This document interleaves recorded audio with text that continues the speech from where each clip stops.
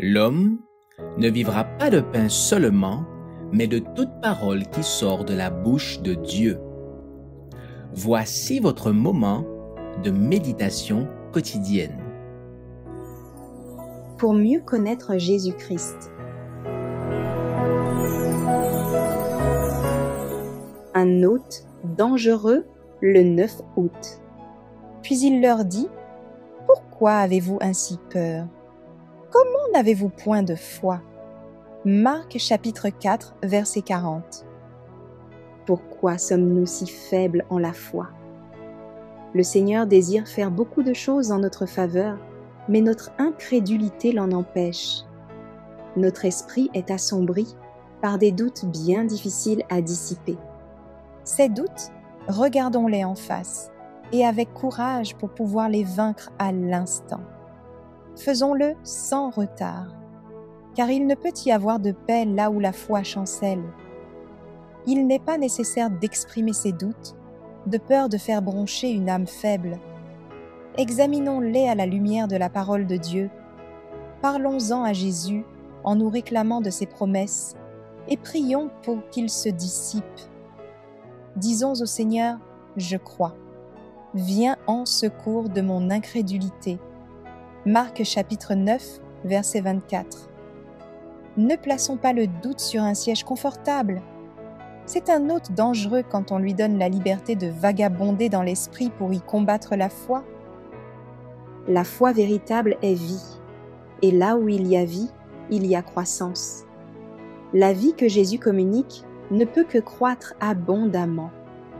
Une foi vivante entraîne un surplus de vigueur et une confiance qui rendent l'âme victorieuse. Celui qui boit à la source de la vie à laquelle Jésus donne accès possède en lui-même une source jaillissante jusque dans la vie éternelle. Même s'il était coupé du reste du monde, il se maintiendrait par sa communion secrète avec la source cachée et inépuisable de la vie.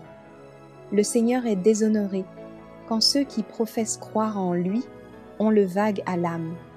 Ils donnent de Dieu une fausse image. Seul le Christ manifesté dans la vie et le caractère peut révéler Dieu à un monde qui ne le connaît pas. L'âme renouvelée dans la connaissance de Dieu et de Jésus-Christ vit et grandit dans une magnifique plénitude, la plénitude même de celui qui remplit tout en tous.